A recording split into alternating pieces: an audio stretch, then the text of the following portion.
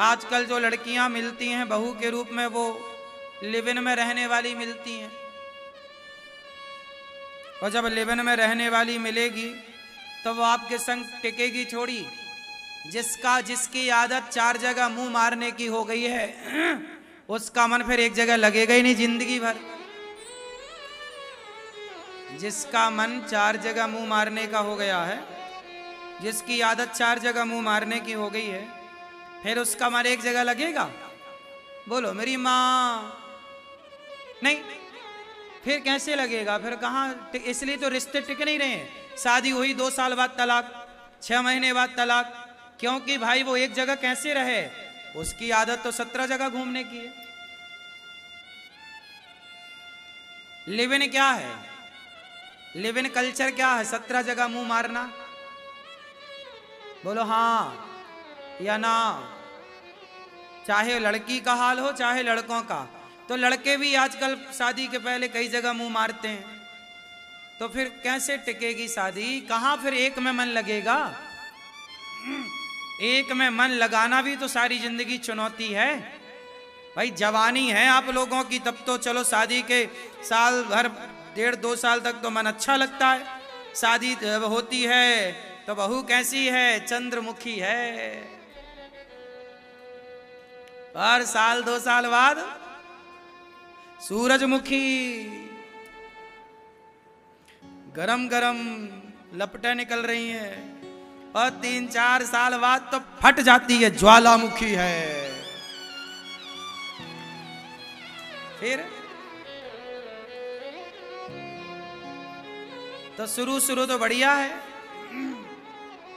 आजकल जो रिश्ते बन रहे हैं, आज 2024 में जो शादियां हो रही हैं, 2025 में जो शादियां होंगी, 2030 में जो शादियां होंगी, मुझे ऐसा लग नहीं रहा है कि इन शादियों में आधी से ज्यादा शादियां टिक पाएंगी। 50 साल तक अब विवाह कहां टिक रहे हैं साहब? हाँ या ना? पहले के तो 80 साल तक ब्याह देखो, पति पत्नी दोनों बुढ़ापे में, बुढ़ा बुढ़ी एक दूसरे का हाथ पकड़ के चलते थे, एक साथ बात करते थे, एक साथ रहते थे बुढ़ापे में। आजकल की ये जो युवा पीढ़ी है, अब ये कितने साल रिश्ते चला पाएगी? अब ये चुनौती है। आप मानो ना मानो, अब रिश्ते सबके कच्चे हैं। कुछ लोगों को छोड़ दो, आप कुछ % छोड़ दो, तो अब की शादियां जो 24 में और 25 में और 30 में होंगी, ये शादियां बहुत लंबी मुझे नहीं लगता कि चलेंगी। यदि आपके संस्कार बेहतर हैं दोनों के, तो संभावनाएं ज्यादा हैं कि चलेंगी। वरना अब शादियां दिख नहीं रहा कि चल रही हैं। अब आदमी रिश्ते चला कहां रहा, घिसट रहे हैं रिश्तों में। सही है कि गलत है? और इसमें गलती किसकी है? गलती पूरी है शिक्षा प्रणाली की। जब बच्चों को आप इतना कुछ पढ़ाते हो, इतना कुछ सिखाते हो, इतनी महंगी कोचिंग, इतना महंगा स्कूल कॉलेज देते हो, तो रिश्तों को कैसे निभाना है एक पाठ ये भी स्कूलों में पढ़ा देना चाहिए बच्चों को, ताकि उनका भविष्य बेहतर हो।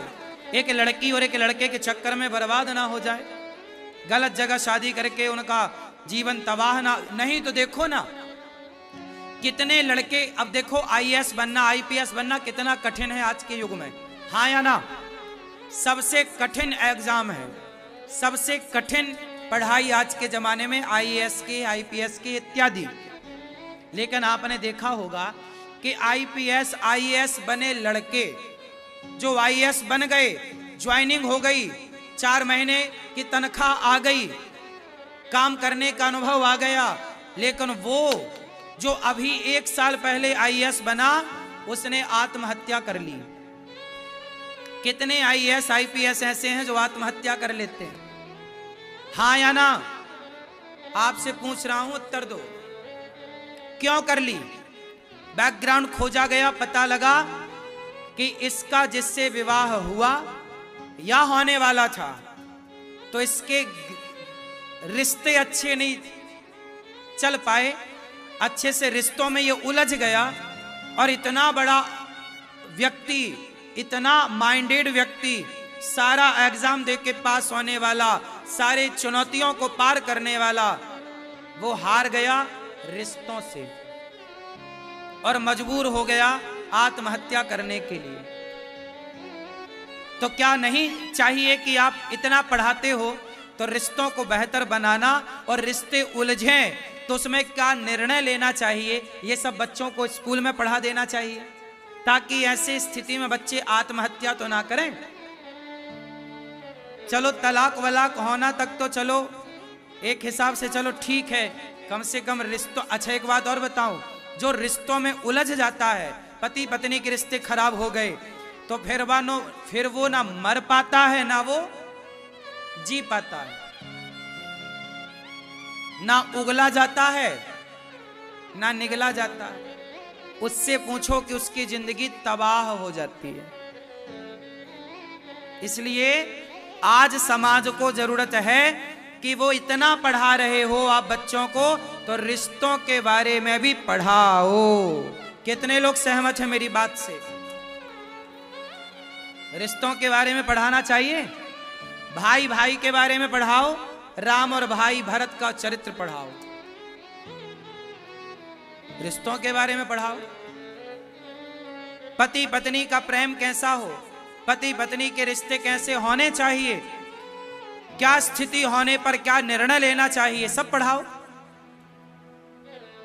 माँ बाप की किस तरह सेवा करनी चाहिए, मातृ देवो भव पितृ देवो भव का सिलेबस पाठ होना चाहिए, है ना। शादी के बाद अपनी जिम्मेदारी समझना चाहिए, पति का महत्व क्या है, पत्नी का महत्व क्या है, ये सब बताओ। अब कुछ नहीं बताया जा रहा बच्चों को। बच्चे लिव-इन में रह रहे हैं, आज इस लड़की के साथ, कल उस लड़की के साथ, परसों उस लड़की के साथ, परसों से लड़के के साथ, यही चल रहा सब बाजार में। इसलिए आजकल समाज सबसे ज्यादा चरित्रहीन हो रहा है, पता है आपको? आज सबसे ज्यादा हमारे देश में क्या है, बोलो? आज हमारे देश में एक चिंता का विषय है। हमारे देश में आज सबसे ज्यादा चरित्रहीनता बढ़ती जा रही है। क्या बढ़ती जा रही है? बहुत सारी स्त्रियां, कुछ स्त्रियां अपने पति के होते हुए पराये पुरुष की ओर जा रही हैं, और कुछ पुरुष अपनी पत्नी के होते हुए पराई स्त्री की ओर जा रहे हैं। ये तेजी से बढ़ रहा है हमारे देश में, हाँ या ना?